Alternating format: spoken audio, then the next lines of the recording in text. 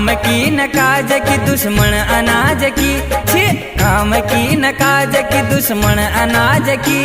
खाने की होशियार काम की नमस्कार। खाने की होशियार काम की नमस्कार। काम की न काज की दुश्मन अनाज की छी। काम की न काज की दुश्मन अनाज की।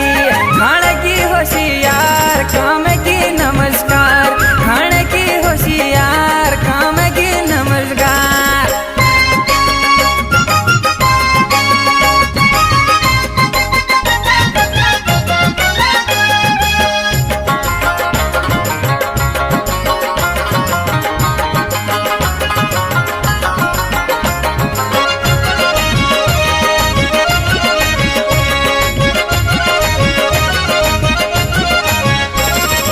रात पर ठाड़नी